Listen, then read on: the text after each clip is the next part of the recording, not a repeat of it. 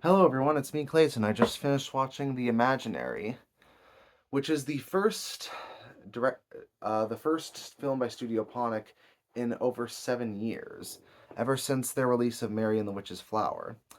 Ever since staff from Studio Ghibli moved on to Studio Ponoc to continue making incredible hand-drawn animated films, I was very interested in seeing how their work would go. But while Mary and the Witch's Flower certainly was technically impressive, it was only okay when it comes to its storytelling. The Imaginary here is a adaptation of a 2014 book by A.F. Harold, and it tells the story of Amanda, a girl who has an imaginary friend named Roger that she happens to play with while goes on little adventures with this little boy that only she can see since she's an imaginary friend. But when Roger and Amanda come across a creepy man named Mr. Bunting, played by Jeremy Swift, Amanda accidentally runs into the road and ends up getting hit by a car. So while Amanda's in the hospital, Roger ends up going to a land full of imaginary friends who basically treat imagination like oxygen would be to a human being.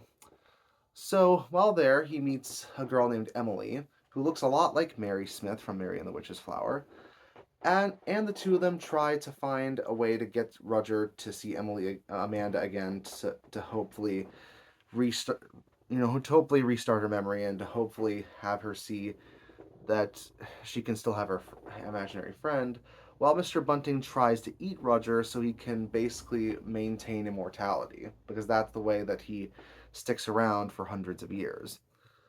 So yeah, the story here definitely does have a very childlike storytelling vibe. There's a lot of imaginative visuals. There's a lot of great uh, art style changes when it comes to the different kids' dreams. Honestly, the plot reminded me a lot of John Krasinski's if it was executed better, if that makes any sense. Both stories definitely tell a tale about a childhood imagination and how important it is for imaginary friends to stick around even as you grow into an adult.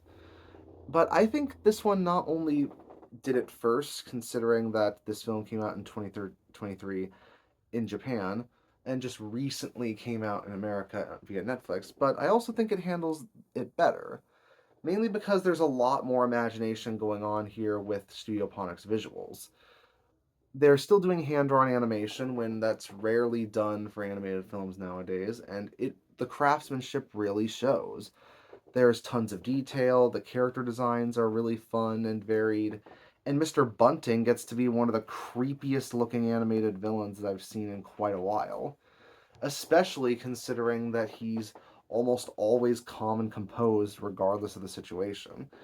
It's definitely one of the strangest ways to make a very calm, soothing British voice sound so terrifying when he's going after these kids for most of the film.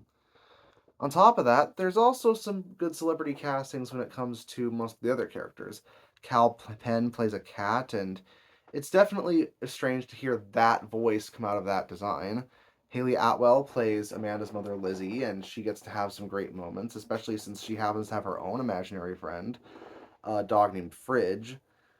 And Ruby Barnhill, the girl who played Mary Smith in Mary and the Witch's Flower, also gets to play Aurora the ballerina in this film. So it's an interesting way to tie those two films in together.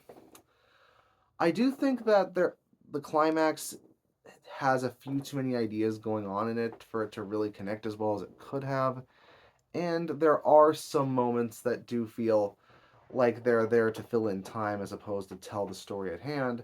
But I do think that this is an effective animated film, especially for Studio Ponoc, that might actually be an improvement over Mary and the Witch's Flower in the storytelling department, though both films are still absolutely incredible when it comes to their visuals. So I'll give this one a 4.5 out of 5.